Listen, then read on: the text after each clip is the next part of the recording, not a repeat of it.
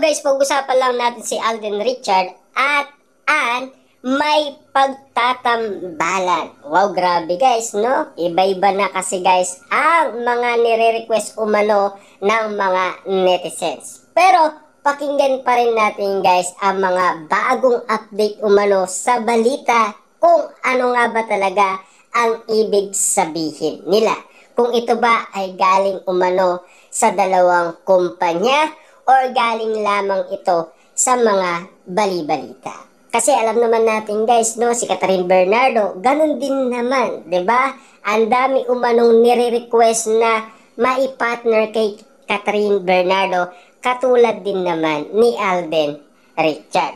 Pero mabusisi nga naman tayo guys, gusto din natin alamin ang bawat isyong kumakalat nga naman sa iba't ibang social media platform. At ayon sa balita, sinasagot ng mga fans ni Alden Richard ang comment ng kanyang basher kung bakit kumukuha ng endorser na hindi naman naglalaba. Ito ay dahil sa latest endorsement ng kapuso aktor na Tide detergent na panglaba. Para ipaalam sa basher na naglalaba si Alden, pinost nito ang interview sa aktor na bago pa siya maging celebrity. Marunong na siya ng mga gawaing bahay kapag nasa San Francisco, California siya. Naglalaba, naglilinis, nagdadrive at iba pang gawaing bahay. In fact, kapag nakapaglinis na raw siya ng bahay nila sa Santa Rosa, Laguna, bawal na ang magkalat. May isang video nga na hindi sinasadyang nabago ng daddy ni Alden ang ayos ng True Pillows na nasa sopa nila. Ang comment agad ng mga fans, ayusin daw. Yan kasi guys ang mga sinasabi ng karamihan na talagang binabatikos umano si Alden Richard patungkol umano sa paglalaba nang dahil sa kanyang endorsement na Tide detergent. Siyempre alam naman natin guys, yun ay sabon. Ginagamit nga naman sa paglaba. Siyempre guys, no, karagdagan nga naman kasing kapansin-pansin na ayusin daw ni Daddy V ang True Pillows bago makita ni Alden at magalit. Kasi guys, si Alden Richard ay maayos talaga. Lalong-lalo na sa kanyang mga pananamit. Nakaayos nga naman at lalong-lalo na guys, no? Tinuruan pa umano ni Alden Richard ng pag-aayos ng bahay si Mami Ting at lalong-lalo na sa mga kasuotan ni Alden Richard. Ganyan ka-formal umano, lalong-lalo na sa pag-uugali. Kitang-kita naman lahat yan guys ng mga tao kung bakit nga naman kinukumpara si Alden Richard kay Daniel Padilla. Kita nyo naman guys ang kagandaang loob ni Alden Richard. Lahat yan ay nasanay siya sa kanyang ina. Kasi alam naman natin guys, naturuan ng mabuti si Alden Richard ng kanyang ina. At hindi lamang sa pag-aayos ng bahay, pati sa pagpupuri sa Diyos. Kita nyo naman guys, no, si Alden Richard ay laging nagdadasal. Kaya lalong napansin ng mga Dilulo fans na tila nga naman nai-love noon si Catherine Bernardo kay Alden Richard nang dahil sa kanyang pagdadasal. At inangaan talaga ni Catherine Bernardo si Alden Richard.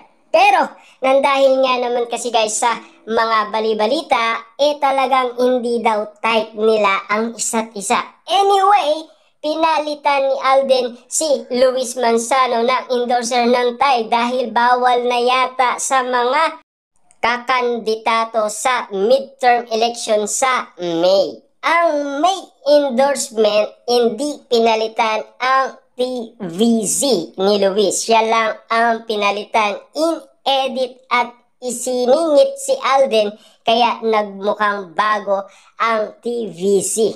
Speaking of Alden, waiting na ang kanyang fans sa susunod niyang pelikula after Hello Love Again. Sana raw matuloy na ang nabalitaan paggawa nila ng pelikula ni Ann Curtis na tila version 2 ang title. Wow, grabe guys, no? Pinag-uusapan na kaagad after ng Hello Love Again. At kung matutuloy nga naman kasi. Pagkakaalam natin guys, ayaw muna ni Alden Richard na makagawa ng serye or movie. Kasi yun kasi guys ang request ni Alden Richard. Pero take note guys, no, si Alden Richard daw ay focus muna sa television. Yun kasi guys ang kanyang nire-request umano sa kanyang management. Pero ano nga ba ang tingin natin guys, no? Kasi hindi naman kayang kontrolin ni Alden Richard ang management kung sakasakali man talagang makagawa siya ng movie na napakaganda. At lalong-lalo na isang director at producer rin si Alden Richard. Kaya busy-busy nga naman. Kaliwat kanan nga naman kasi ang kanyang mga negosyo. At lalong-lalo na guys, ang kanyang project na ginagawa ngayon. Kita nyo naman guys, no? Busy sila sa mga schedule nila at lalong-lalo na ganun din naman si Catherine Bernardo. Alam nyo naman guys, no? Sa lahat na magjowa, yan ang basihan kung sila ay hindi parehas ang kanilang oras. Lalo-lalo na guys, kung parehas silang nagtatrabaho umano at lalong-lalo na taliwas ang kanilang oras na hindi sakto kapag ang isa ay nagpahinga, ang isa ay nagtatrabaho na. Kasi alam naman natin guys sa mga artista kapag malakas na ang kanilang talent fee, talagang pinagkakaguluhan na sila ng maraming tao. Kaya naman guys, no, kung mapapansin niyo, si Alden Richard ay nagsalita na noon na gusto niya makatulog ng 8 hours. Kaso nga lang, hindi niya magawa ng dahil sa dami niyang mga project na ginagawa at lalong-lalo na siya rin ang nag-aasikaso ng kanyang mga negosyo. Kaya naman guys, kulang na kulang si Alden Richard ng oras. Kaso nga lang, ano nga ba talaga guys ang kadahilanan nila ni Catherine Bernardo? Yung bang kulang sa oras dahil sa mga schedule nila? Or meron talagang nangyari kung bakit umiwas itong si Alden Richard kay Catherine Bernardo? Dahil hindi niya umano kinaya ang powers ni Catherine Bernardo dahil sa balita